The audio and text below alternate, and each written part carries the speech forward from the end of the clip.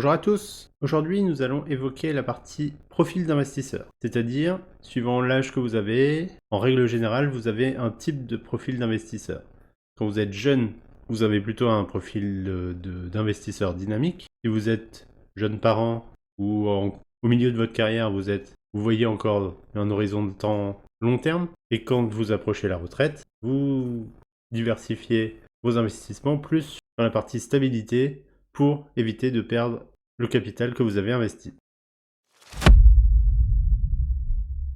Donc, commençons par les jeunes investisseurs. On est du coup dans la tranche d'âge à peu près de 20 à 30 ans, même si aux alentours de 20 ans, les personnes sont généralement pas au courant de ce qu'il est possible de faire en tant qu'investisseur pour préparer sa retraite. La retraite, c'est loin, flou, et le jeune, du coup, aspire plutôt à profiter de la vie, acheter des belles voitures, voyager, tout ça. Le profil de risque du jeune investisseur, du coup, c'est plutôt chercher de la rentabilité, quitte à être exposé à plus de risques. On est sur un horizon de temps plus long terme, et donc on est sur la recherche d'un rendement plus élevé, parce qu'on sait que dans notre carrière, on va accumuler davantage de salaire, et donc, même si on perd un peu de capital, on est plus à même de risquer ce capital pour essayer de trouver de la performance. Donc, qu'est-ce qu'achètent ces jeunes investisseurs? Plutôt des actions. Des actions soit en stock picking, donc à la recherche de la bonne information, le bon moment, le bon timing, pour essayer de timer le marché, comme on dit, trouver le bon moment pour acheter au meilleur prix, normalement le moins cher, et revendre normalement au plus cher. Ça c'est la théorie, mais ça demande un peu de réflexion, un peu de recherche. Ce jeune investisseur du coup peut se tourner aussi vers des ETF sur des indices. Donc comme ça, pas de prise de tête, on réplique un indice boursier existant, comme le Nasdaq, le SP500, le CAC 40, le DAX, même si les indices européens sont souvent moins performants sur le long terme, ou un MSCI World par exemple. Le jeune investisseur aujourd'hui peut facilement être aussi tourné vers la crypto-monnaie, avec tout ce qui est Bitcoin, Ethereum et toutes les autres cryptos qui existent, en sachant que c'est beaucoup plus volatile et beaucoup plus risqué. Oui, on peut faire beaucoup d'argent dans ce milieu, mais faut se former, faut savoir de quoi il en retourne, qu'est-ce qu'on risque de perdre la totalité, et la possibilité quand même de gagner fortement sur son capital investi. Comme dans tout investissement, il faut faire ses recherches avant d'investir. Le narratif pour les personnes de 30 à 40 ans, du coup, on est sur un profil toujours un peu risqué, mais on cherche la performance moyenne sur du moyen long terme. Donc ce profil d'investisseur va peut-être se tourner aussi vers l'immobilier, parce qu'on sait qu'il y a une stabilité sur le long terme connue et reconnue, surtout chez nous en France, même si en ce moment en 2024 c'est un petit peu compliqué, mais je veux dire c'est peut-être aussi un des meilleurs moments pour investir, c'est les moments de crise. Ces investisseurs, du coup, ils ont commencé à créer une vie de famille, un couple, peut-être un ou plusieurs enfants. Ils ont nécessairement besoin d'agrandir leur logement, peut-être, acheter une plus grande voiture. Et du coup, le focus de ce genre de profil, c'est viser le long terme, risque modéré, mais on essaye quand même de pas trop perdre son capital investi, bien évidemment, mais d'essayer de trouver un rendement un peu plus fort que l'inflation tout de même.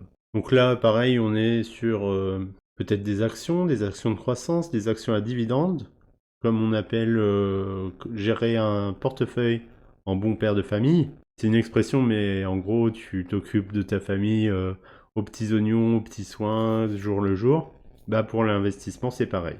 Tu regardes dans quoi tu investis et tu t'occupes de tes petites actions, de tes petites obligations pour essayer de récupérer le plus de rendement et perdre le moins de ton capital. Bon, souvent, c'est là où le capital investi croît le plus en plus parce que normalement, c'est le sommet de ta carrière, normalement, avec des revenus qui croissent au fil des années et on peut épargner du coup de plus en plus. Allouer bien évidemment une poche à sa famille, mais aussi une plus grosse poche à l'investissement. Et du coup, peut-être éviter les familles d'actifs plus volatiles comme les crypto-monnaies, on essaye de sécuriser un petit peu notre capital. La clé du succès, du coup, dans l'investissement, c'est la diversification. Je vous en ai déjà parlé dans d'autres vidéos. L'investisseur de 50 à 60 ans a un profil un peu moins risqué, carrément moins risqué, et essaye de maintenir le capital qu'il a réussi à accumuler au fil des années. Il va peut-être plus se tourner vers des obligations. Obligations d'État, obligations d'entreprise, mais avec un rendement assez stable dans le temps. Toujours essayer de battre un petit peu l'inflation et investir davantage dans l'immobilier. C'est la stratégie en tout cas préconisée pour essayer de préserver son capital. Et peut-être du coup moins s'exposer aux marchés financiers qui sont un petit peu volatiles si on veut préserver son capital et si on a peur d'un éventuel crash suivant les périodes. Enfin, le dernier profil d'investisseur, ce sont les plus de 60 ans, donc soit proches de la retraite, voire à la retraite. La principale préoccupation de ce type d'investisseur, c'est de préserver son capital. Éventuellement placer le capital généré au cours de sa vie sur des fonds de placement classiques, des assurances vie, et profiter juste du rendement de 4, 6, 8, 10% pour vivre tous les jours. On a normalement un peu moins de dépenses quand on est dans ce type de profil. On n'a plus d'enfants à charge. Notre maison, si on est bien organisé, on n'a plus à la payer. Tout l'emprunt est payé, remboursé. On a pu accumuler un bon petit capital en bourse, en immobilier, ce qui permet d'avoir pu jouer des intérêts composés et de bénéficier chaque mois, chaque année, des dividendes et de les réinvestir petit à petit. On parle souvent de la liberté financière. Là, je l'aborde parce que on est plus dans un profil de liberté, dans le sens où tu n'as plus de travail, tu n'as plus besoin d'aller bosser, tu n'as plus besoin d'avoir un lieu fixe pour aller travailler. Le métro boulot dodo, ça n'existe plus. Donc moins de charges, et donc la liberté de faire ce que tu veux quand tu veux. Ce qu'on préconise pour la liberté financière, c'est la règle des 4%. Les 4%, c'est avec ton capital total. Imaginons 1 million d'euros. Bon, ça peut être atteint avec un capital plus bas. 1 million d'euros fois 4%, ça fait 40 000 euros. Et 40 000 euros, brut du coup, parce qu'il y a des impôts à payer après. 4%, c'est voilà, le rendement moyen faible et sans risque, généralement conseillé. Et donc 4% de son capital chaque année, sans que le capital bouge, on peut récupérer ces 4% et profiter de la vie avec le montant de votre retraite si vous en avez une et de ces 4% sans rien faire et sans bouger. Tant mieux pour vous si vous pouvez le faire avant la retraite. C'est des fois le but de certaines personnes. Mais du coup, pour résumer ce type de profil, on est sur un profil plutôt sur un rendement sûr, même s'il est plutôt faible.